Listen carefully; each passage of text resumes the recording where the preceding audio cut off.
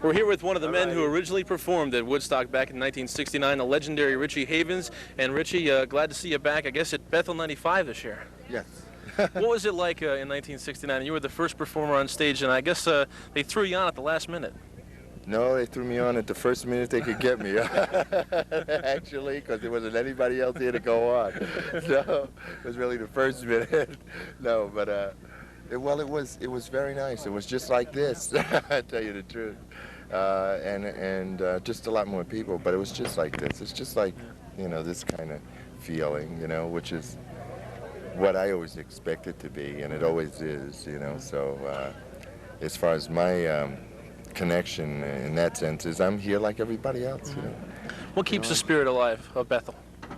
The people who were here the first time, the people who missed it the first time, they keep it alive more than the people who were here the first time, you know, because they go, I missed it, still to this day, you know. And so I think that's what keeps it alive, is that the life of it was the people who were here. So, you know, when they all left and went home, they went home to the entire United States. And so I know they couldn't stop talking about it for at least a year. So that means everybody who came in contact with them had to hear about it. And so for a year they saturated the country, and it took about 5 years for that to saturate. But after that, everybody was there. What is it about this field? I'm a big fan of Woodstock, but I talk to people and they're like, it's just a field. But it's more than a field. Well, it's only more than a field because on these days, I guess you can say, when people are here to be that spirit, you know. I mean, it's always going to be more than just a field, because something actually happened here that was a turning point for the whole country, really. You know, it was good for us as a generation, but it was even better for the world, as far as I'm concerned, you know. Because this country wasn't on too good a road, as far as I'm concerned, you know, at that time, and now they've admitted it at this point, you know, that they were wrong and we were right, you see. So all of these people who were afraid of the radicals of those times, they were us, and we were right. They were wrong. So that's the whole deal, you know. The whole deal is the people are always right, you know, because they're the ones living out here in the world, you know. The government lives in offices and buildings, you know what I'm saying? And that's not even the government. They're only representatives of the government, which is us. So I think what has really happened is that from that time till now, we have gotten a better idea of who the us is and what power the us really has, you know. So it's better on that level, for sure. Two more questions before I let you go. The song Freedom, you made that up on stage back in '69. We fell together on stage. How'd that happen?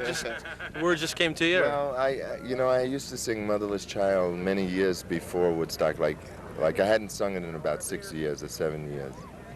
And then there was another part where, in the middle of the song, which is another part where it gets into Clap Your Hands, and I start singing. I hadn't sung that song since I was probably 15 years old. It was from some hymn that I used to sing with a choir group when I was a kid, you know. And then the word freedom, of course, came out because we were already doing that. Right. And I thought, Jesus, you know, all the freedom we've been talking about getting, this is it, we're doing it now. That's what this is. And so I started singing that word. Then Motherless Child came out of my mouth, and then the next thing came out of my mouth. Right, that's something. That's how it was. You know? Before we let you go, I know you're involved in some great charities and like, especially one involving children. If you want to quickly tell us about that. Well, it's an organization called the Natural Guard.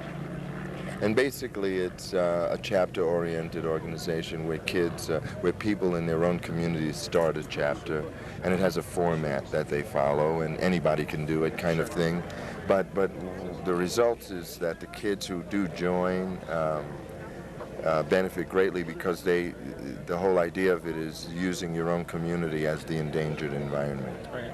So they get to learn about their own community for the first time in their lives, most of them, you know. And it doesn't matter where you come from.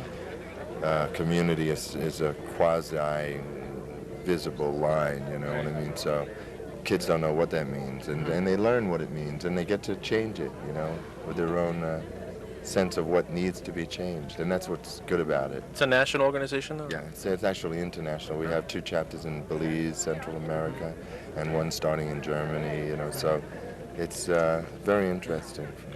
kids need to take back their own communities, you know. Yeah, well, it's good to see you're involved in, spearheading that spirit. Richie Havens, thank you very much, though. I appreciate it. And a lot of people, I'm sure, are happy with your involvement over the years, too. Thank you.